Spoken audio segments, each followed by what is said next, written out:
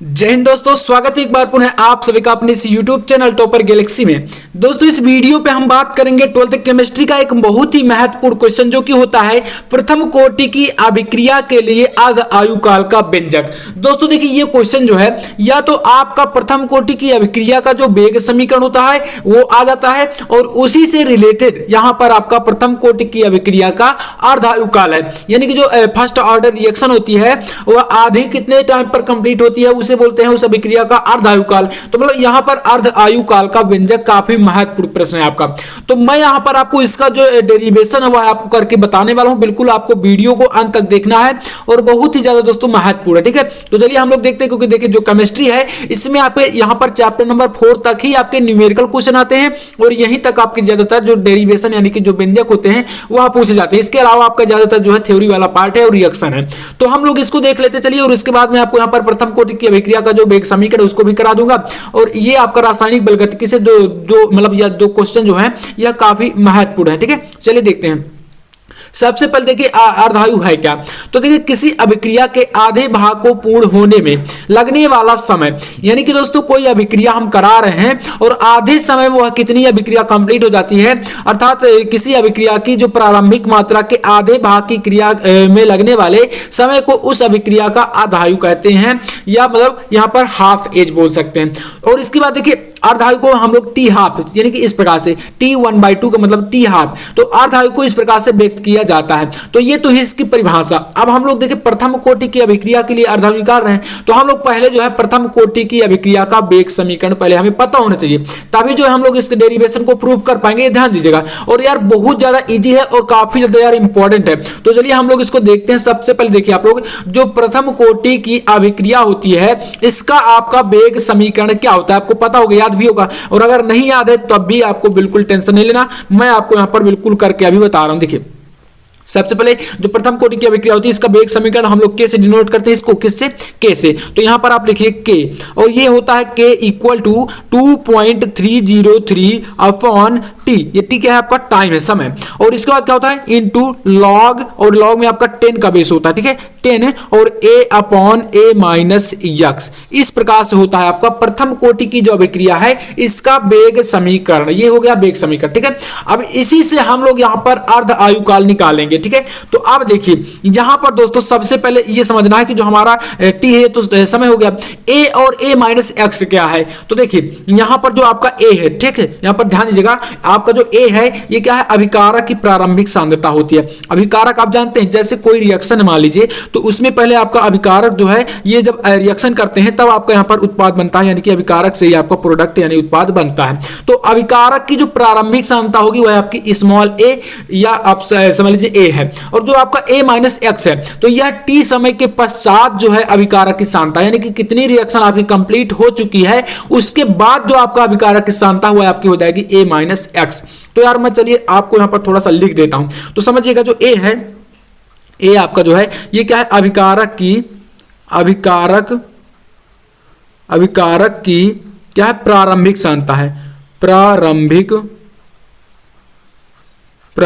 सांद्रता है ना, अभिकारक की प्रारंभिक सांद्रता है। जो आपका ए है ये क्या है अभिकारक की प्रारंभिक सांद्रता है, और जो आपका a माइनस एक्स है यहाँ पर, ठीक है। तो a माइनस एक्स है मतलब कि ये जो है आपका ये पूरा जो t समय पश्चात, मतलब t समय का मतलब यहाँ पर है कि कितने समय हो गया रिएक्शन को मतलब होते हुए, तो मतलब जितना आपका उसके बाद सांद्रता बचेगी वही आपकी हो जाएगी t समय पश्चात। तो यहाँ पर हम कह सकते जैसे आप यहाँ पर अर्धायु की बात करी गई है तो t हाफ के बाद जो आपकी अभिकारक की सांद्रता होगी वह आपकी यहाँ पर होगी a माइनस एक्स। तो हम समझ लेते हैं कि जो टी समय के बाद, टी समय यानी कि टी हमारा क्या समय है, टी समय के पश्चात या बाद, टी समय बाद अभिकारक की सांद्रता, ठीक है, अभिकारक की सांद्रता आप ये समझ लीजिए।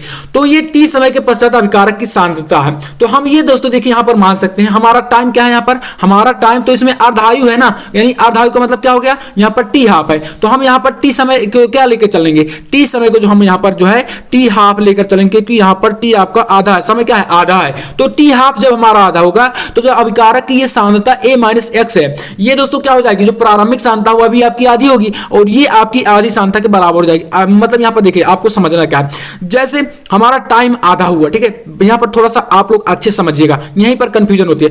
टाइम अगर हमारा आधा हुआ तो जो हमारा ये प्रारंभिक सांद्रता थी यह भी आधी होगी कि नहीं होगी? जी हाँ बिल्कुल होगी, क्योंकि हमारा टाइम आधा हो चुका है तो ये सांद्रता भी आधी हो जाएगी, यानी कि टी समय T1/2 में आपका जो प्रारंभिक सांद्रता है ये आपकी आधी हो जाएगी।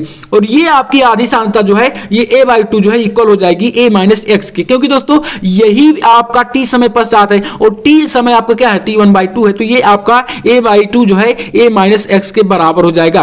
तो ये आपका अभी मैं इसलिए बता रहा हूं ताकि इसका काम पड़ेगा, तो आप ध्यान दीजिएगा। तो ये हमारा इतना हो गया। अब देखिए आपको प्रथम कोटि की अभिक्रिया जो होती है इसका वेग समीकरण फिर से लेना, तो यहां से आपको टी को इधर ले जाना और के को आपको इधर ले जाना, क्योंकि टी हमें निकालना है, अर्धायु का मतलब समय ही तो निकालना है, तो समय निकालना तो समय को आप पहले ले जाएंगे और के को आप इधर ले आएंगे। तो जब आप समय को ले जाएंगे तो देखिए क्या हो जाएगा, टी इक्वल आपका हो जाएगा 2.303 और बटे में आपका के जो है ये बटे में पहुंच जाएगा टी की जगह पर, तो के हो गया। और यहां पर क्या है log 10 का बेस रहेगा A/A-x, यहां पर ए है आपका, ठीक है, ये पूरा क्या है ए है। अब देखिए इतना बना, अब हमें यहां पर टी नहीं निकालना, हमें टी हाफ निकालना है, तो हम टी को टी की जगह पर क्या लिखेंगे, टी हाफ लिखेंगे, क्योंकि हमें आधायु चाहिए। तो हम यहां पर लिख सकते हैं T1/2 इक्वल टू 2.303 अपॉन के, इतना हो गया।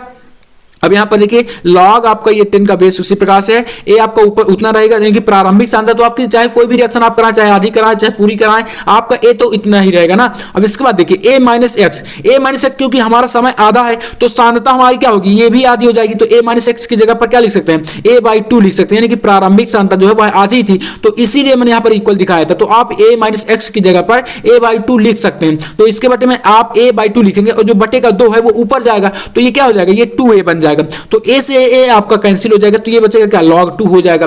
तो अब देखिए यहां पर आपका बना ये T1/2 इक्वल टू 2.303 अपॉन के, और log यहां पर क्या दोस्तों हो गया, log 2 हो गया, और 10 में आपका बेस चल रहा है। तो आप देखिए log 2 का वैल्यू क्या होता है, तो ये आपको क्वेश्चन पेपर में शायद दिया रहेगा पीछे की तरफ, आपको परेशान होने की जरूरत नहीं है। ये जो चीजें मतलब जो आपकी इस प्रकार से वैल्यू काम में आती हैं वो प्रश्न पत्र में आपके पीछे दी रहती है, तो आप लोग देख लीजिएगा एक बार।